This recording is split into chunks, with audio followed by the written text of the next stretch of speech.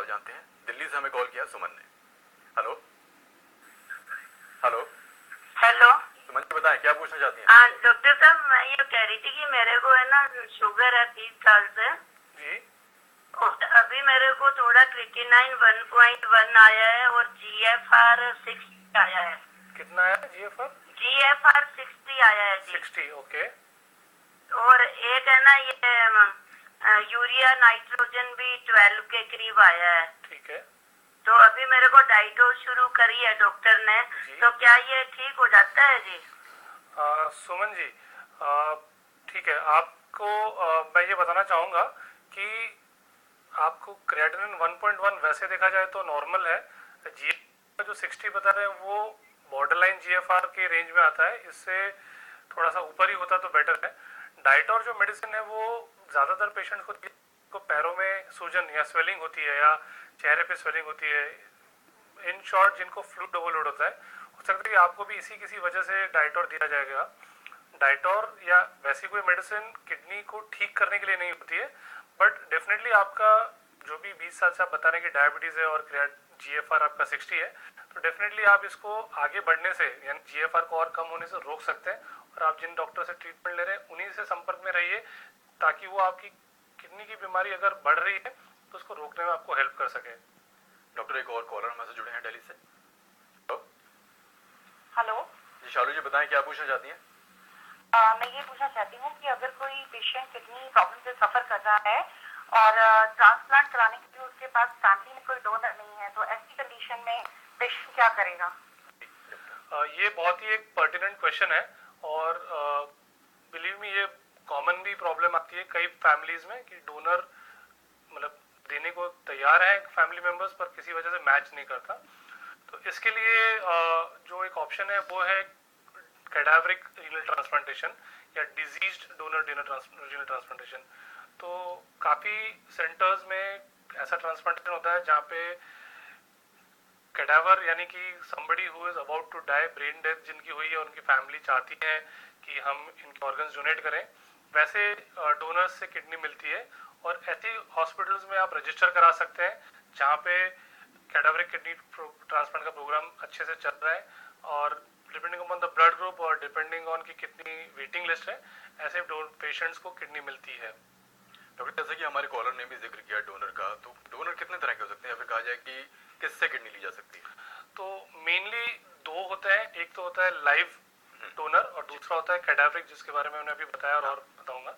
Live होता है कोई भी व्यक्ति जो किडनी देना चाहे, बट लीगली स्पीकिंग वो व्यक्ति पेशेंट की फैमिली में से होना चाहिए। यानी पेशेंट जो है उसके पेरेंट्स या सिबलिंग्स यानी भाई बहन या स्पाउस यानी हस्बैंड या वाइफ या चिल्ड्रन, और depending on the age of the patient grand parents या ग्रैंड चिल्ड्रन भी इंक्लूड कर सकते हैं। ये इमीडिएट फैमिली या क्लोजली रिलेटेड हम जिन्हें मानते हैं वो ये होते हैं। इनके बाहर अगर जाना चाहते हैं तो या तो एक्सटेंडेड फैमिली हो सकती है जैसे कि कजन्स हो या अंकल्स या आंट्स हो, या आप और आगे अनरिलेटेड में जाना चाहते हैं तो ये लीगली प्रोविजंस तो है ऐसे ट्रांसप्लांट्स के लिए, बट बहुत सावधानी बरती जाती है ट्रांसप्लांट सेंटर में और देखने के लिए कि यहाँ पर कोई इलीगल काम तो नहीं हो रहा है। तो हमें onus is with the patient's family to prove कि ये जो है वो एक डोनेशन की भावना से ह्यूमैनिटी के तौर पे कोई अनरिलेटेड पर्सन इनको डोनेट करना चाहता है। बट इसके ऑप्शन में कैडावरिक या जैसे हमने अभी बताया deceased donor renal transplant programme होता है। तो इसमें ये होता है कि एक कंडीशन कहते हैं ब्रेन डेथ। ब्रेन डेथ होता है जिसके अंदर ब्रेन का फंक्शन इरिवर्सिबली डैमेज हो चुका है। वजह हो सकती है रोड एक्सीडेंट और ब्लीडिंग, हो सकती है haemorrhage because of blood pressure, या कोई भी और वजह हो सकती है जिसके अंदर बॉडी के फंक्शन जैसे कि हार्ट की पंपिंग मेनली मेंटेन्ड है विद सपोर्ट ऑफ मेडिसिन और ब्रीदिंग मेंटेन्ड है with support of a ventilator. ऐसी कंडीशन को टेक्निकली डेथ माना जाता है और इस पर्सन की फैमिली अगर चाहे तो इसको वो लोग ऑर्गन्स डोनेट कर सकते हैं। और नॉट मीन्स ये liver, heart, lungs, intestine, pancreas काफी ऑर्गन्स डोनेट होते हैं और ये होता है अपने कंट्री में भी होता है, कई सेंटर्स में होता है। और ये ऑर्गन जो इस तरह से डोनेट किए गए वो एक वेटिंग लिस्ट के हिसाब से उस इंस्टीट्यूट के या उस ऑर्गेनाइजेशन के उस स्टेट के रेसिपिएंट्स या पेशेंट्स को मिलता है जिनको ग्रुप मैच करता है और भी कुछ टेस्ट होते हैं जो मैच करते हैं उनके हिसाब से दिया जाता है। तो जिनके फैमिली में अगर डोनर नहीं है या मैचिंग डोनर नहीं है तो इस तरह से भी कर सकते हैं। चलिए हम चर्चा को आगे बढ़ाएंगे। फिलहाल एक और कॉलर हमारे से जुड़े हैं दिल्ली से। Hello hello. जी मधु जी बताएं क्या परेशानी है आपकी?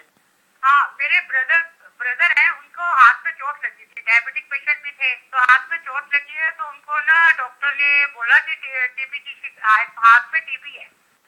फिर उसके बाद उनका क्रिएटिनाइन बढ़ गया। अब उनका क्रिएटिनाइन पहले सिर्फ नॉर्मल लस्सी से उन्होंने गंगाराम हॉस्पिटल में ट्रीटमेंट दिया था तो 10 से 7 आ गया था। फिर उन्होंने ऑपरेशन करने के लिए डायलिसिस कर दिया। तो डायलिसिस करने के बाद वो अब तो बिल्कुल नॉर्मल है, उनसे कोई सिम्टम्स नहीं है, ना सूजन, ना हाथों पे, ना मुंह पे, मगर क्रिएटिनाइन उनका बढ़ता चला जा रहा है। अब उनका क्रिएटिनाइन ज्यादा हो गया। डॉक्टर ने बोला कि डायलिसिस करवाना पड़ेगा। ये क्रिएटिनिन 11 जो आप बता रहे हैं ये काफ़ी हाई क्रिएटिनिन माना जाता है, काफ़ी एडवांस्ड है।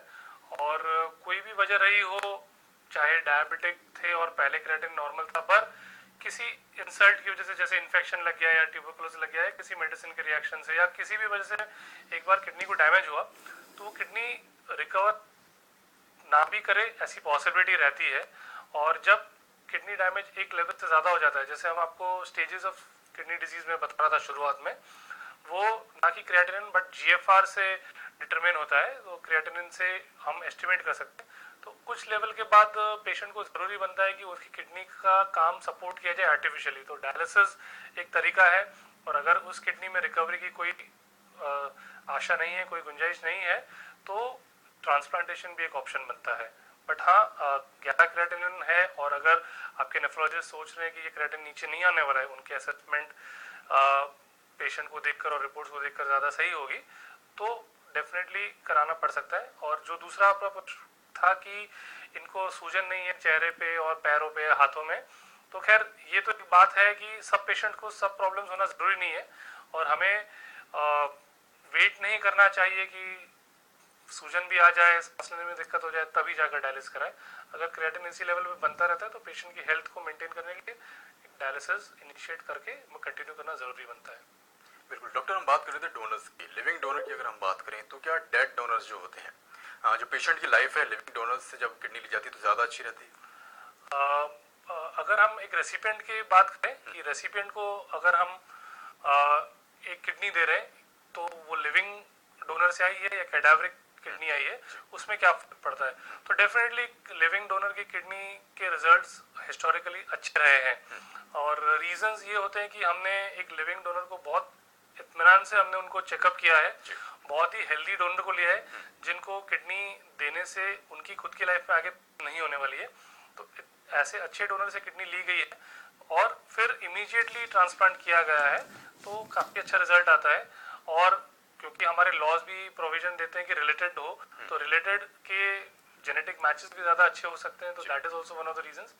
और जो कैडावरिक किडनी ले रहे हैं उसमें हम, क्योंकि कैडावरिक किडनी की सोर्स जो है वो बहुत ही स्केर्स है, मतलब कि बहुत फ्रीक्वेंटली या बहुत कॉमनली मिलता नहीं है, इसलिए हम उसके अंदर कुछ लिमिटेशंस को क्रॉस करते हैं, कुछ चीज़ों को एक्सेप्ट कर लेते हैं, कुछ लिमिटेशंस को एक्सेप्ट कर लेते हैं, जैसे कि एडवांस्ड थोड़ी एज हो गई, या बैकग्राउंड में ब्लड प्रेशर की बीमारी थी, या एक किडनी में कोई प्रॉब्लम थी हल्की फुल्की, तो ये सारी चीज़ों को हम लिमिटेशंस को एक्सेप्ट कर लेते हैं। और दूसरा होता है कि कैडावरिक किडनी ट्रांसप्लांट इमीडिएट नहीं होता, कई केसेस में उस किडनी को एक हॉस्पिटल से दूसरे हॉस्पिटल या एक सिटी से दूसरे सिटी भी लेके जाना पड़ता है, तो टाइम लगता है, तो उसको प्रिजर्व करके रखते हैं। तो इन सब वजह से उस किडनी की लाइफ थोड़ी डेफिनेटली कम होती है, but definitely just being on dialysis से तो बेटर होता है ट्रांसप्लांटेशन। लिविंग डोनर की लाइफ पर क्या फर्क पड़ता है अगर वो किडनी डोनेट करता है? कोई फर्क नहीं पड़ता इनफैक्ट। और अगर मैं ज़्यादा अच्छे से कहूँ तो एक स्टडी हुई थी कुछ टाइम पहले जिसमें हज़ारों डोनर्स को फॉलो किया गया था over a long period of time, और उतनी नंबर ऑफ हेल्दी पीपल को भी फॉलो किया गया था, और उन्होंने उस स्टडी में सरप्राइजिंगली ऐसा पाया कि डोनर्स की लाइफ हेल्दी व्यक्तियों से ज़्यादा थी।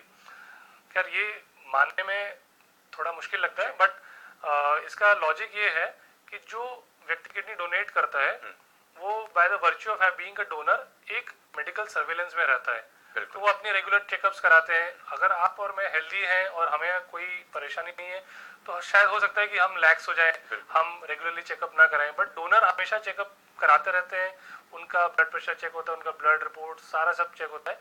तो जो एज के साथ डिजीजेस डेवलप होती है, ब्लड प्रेशर हो गया, डायबिटीज हो गया, मैलिग्नेंसीज हो गई, हार्ट डिजीज हो गई, कैंसर्स हो गए, ये सारे जल्दी से हो सकता है कि पकड़ में आते हैं और उनका इलाज अच्छे से होता है।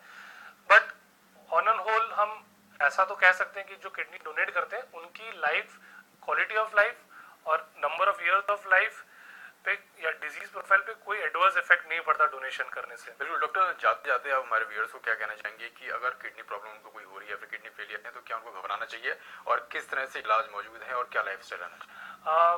किडनी फेलियर का तो इलाज आजकल बहुत एडवांस हो चुका है। हाँ। और जैसे मैंने आपको बताया था स्टेज वाइज अगर पेशेंट अर्ली चेकअप कराकर, जैसे डायबिटिक्स और ब्लड प्रेशर मैंने बताया था कि कॉमन कॉजेज होते हैं, तो ये लोग जिनको किडनी प्रॉब्लम नहीं भी है वो अपने आप को रेगुलरली टेस्ट करते रहें, सो दैट प्रिवेंटिवली पता चल जाए कि कहाँ पर किडनी स्टेटस है और उसको हम प्रोग्रेस करने से रोक सकते हैं। और अगर किसी अनफॉर्चुनेट पेशेंट में किडनी डिजीज प्रोग्रेस कर भी जाती है तो डेफिनेटली हम उसको प्रोग्रेशन को स्लो कर सकते हैं और आगे जाकर हमारे पास काफी अच्छे ऑप्शंस हैं, जैसे कि डायलिसिस जिसकी टेक्नोलॉजी काफी एडवांस हो चुकी है और ट्रांसप्लांटेशन जिसके मतलब घबराने की जरूरत नहीं है, इलाज मौजूद है, घबराने की जरूरत नहीं, इलाज अच्छे हैं और अच्छे रिजल्ट मिलते हैं। बिल्कुल डॉक्टर, बहुत अच्छी बात है आपने बताई, बहुत बहुत शुक्रिया आपका। तो हेल्थ लाइव में आज के लिए बस इतना ही, मुझे दीजिए इजाजत।